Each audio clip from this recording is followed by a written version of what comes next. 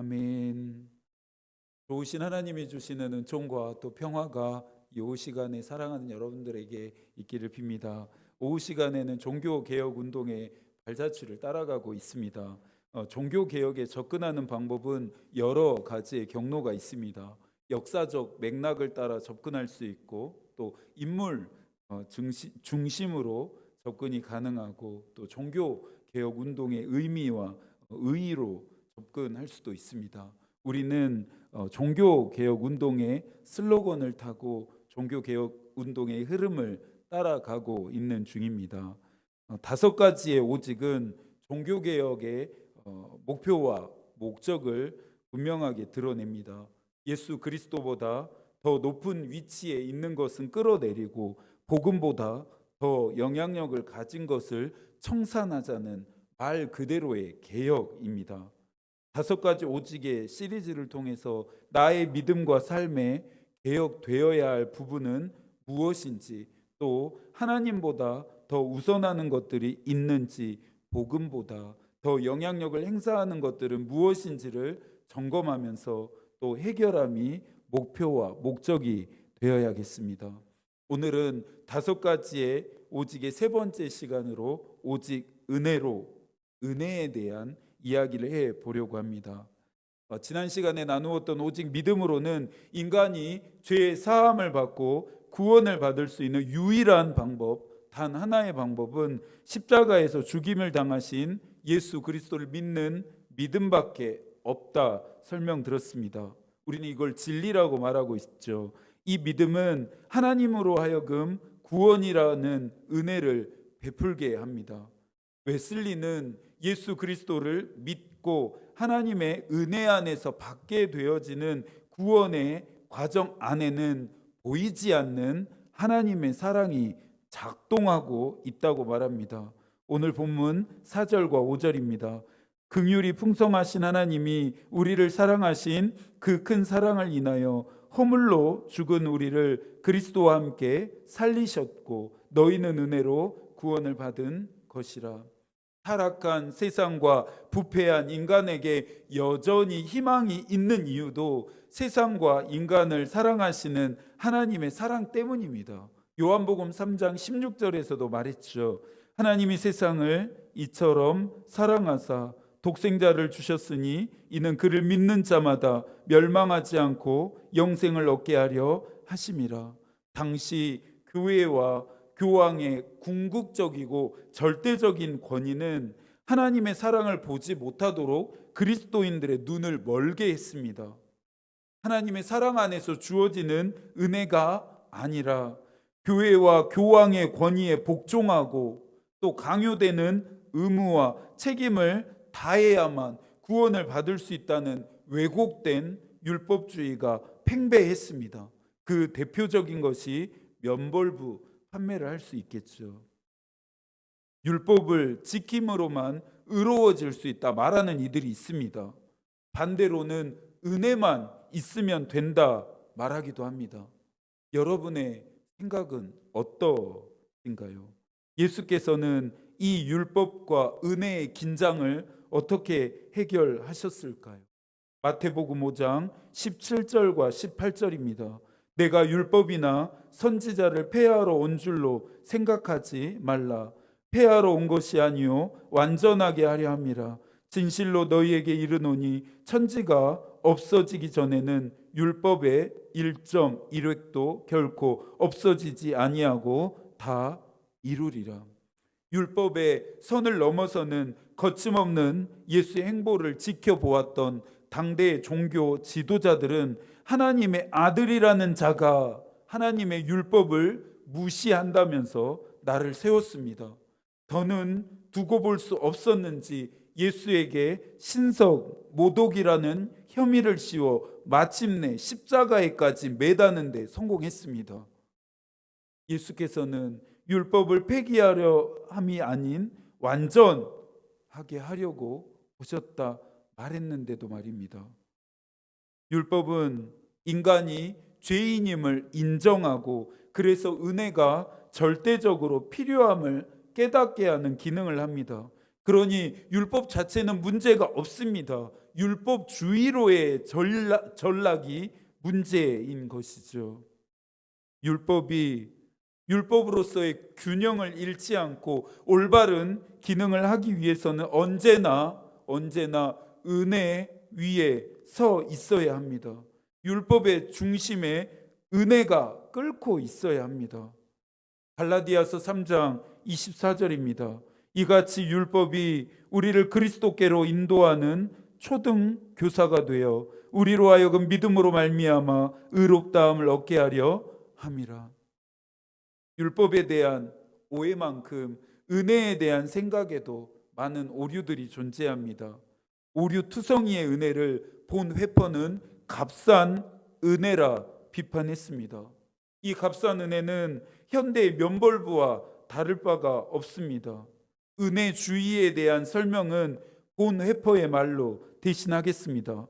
값싼 은혜는 죄인을 의롭다 인정하는 것이 아니라 죄를 의롭다 인정하는 것이라고도 말할 수 있다.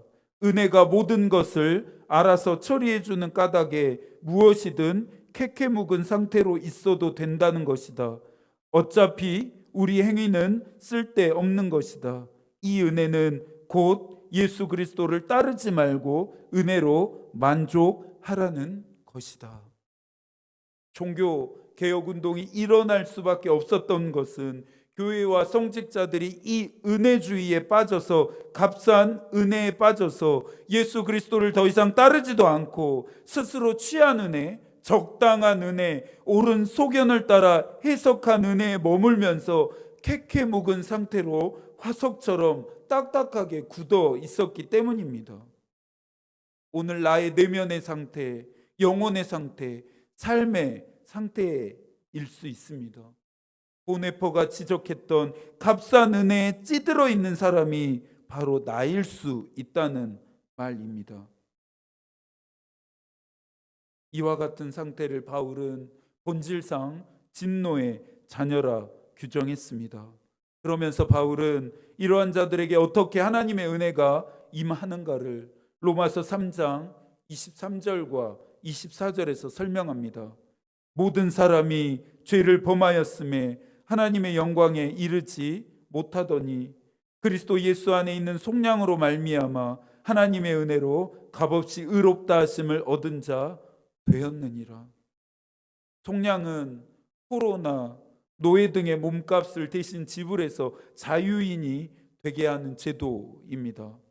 하나님의 영광에 이르지 못하는 본질상 진노의 자녀였던 우리는 은혜를 받았습니다. 이 은혜를 주신 하나님은 어떤 요구도 하지 않으셨습니다. 내가 치러야 할 모든 값을 면제받은 것이죠.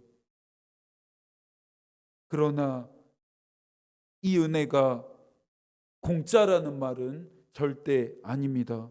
내가 은혜를 받기 위해서는 나를 묶고 있는 죄와 사망의 법에서 해방되기 위해서는 누군가가 나를 대신해서 그 값을 치러야 합니다. 그 값을 예수 그리스도께서 대신 지불하셨습니다. 예언자 이사야가 하늘의 계산표를 공개합니다. 이사야 53장 5절과 6절입니다. 그가 찔림은 우리의 허물 때문이요 그가 상함은 우리의 죄악 때문이라. 그가 징계를 받음으로 우리는 평화를 누리고 그가 채찍에 맞음으로 우리는 나음을 받았도다. 우리는 다 양 같아서 그릇 행하여 각기 제 길로 갔거늘 여호와께서는 우리 모두의 죄악을 그에게 담당시키셨도다. 그러니 오직 은혜는 다른 곳에서 발견할 수 없고 오직 예수 그리스도 안에서만 발견되어집니다. 오직 은혜로라는 이 슬로건은 우리의 시선을 예수 그리스도가 못 박힌 십자가로 이끕니다.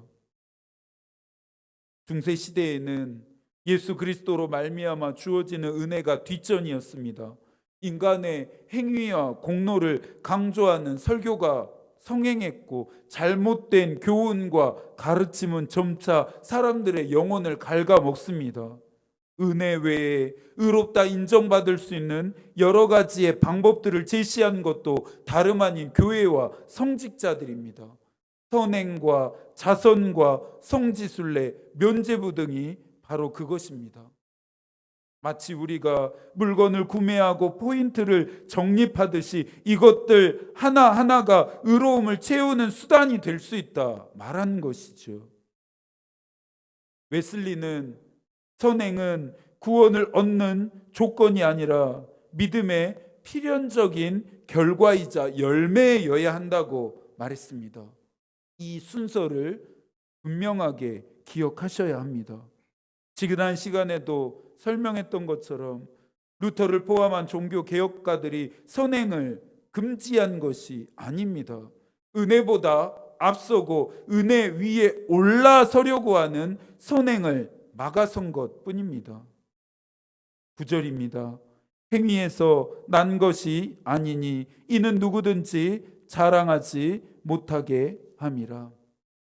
만약에 여러분 선행으로 구원이 결정된다면 조금 전에 언급했던 행위들로 내가 의로워질 수 있다면 여러분들 구원받으실 수 있습니까? 여러분들 의로워지실 수 있나요?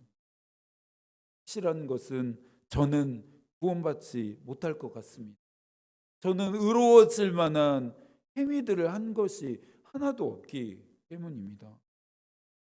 은혜가 은혜인 것은 자격과 행위와 조건이 아닌 하나님이 값없이 조건 없이 베푸시기 때문이고, 은혜가 은혜인 것은 나 같은 사람에게도 베푸셨기 때문이고, 은혜가 은혜인 것은 예수 그리스도를 믿기만 하면 믿는 모든 사람들에게 주어지기 때문입니다.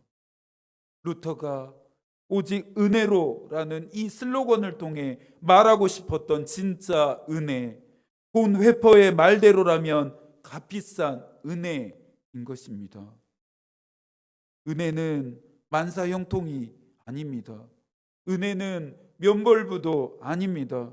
루터는 이 값비싼 은혜만이 예수 그리스도를 온전하게 따르게 한다 생각했습니다. 그리스도인의 삶의 중심에 이 십자가의 은혜가 용광로처럼 뜨겁게 끓고 있어야 한다는 것입니다. 여러분의 마음 안에, 여러분의 삶 안에 이 그리스도의 은혜가 뜨겁게 끓고 있습니까? 이 은혜는 우리로 하여금 다음과 같은 질문을 하게 합니다. 다음과 같은 질문을 하게 합니다.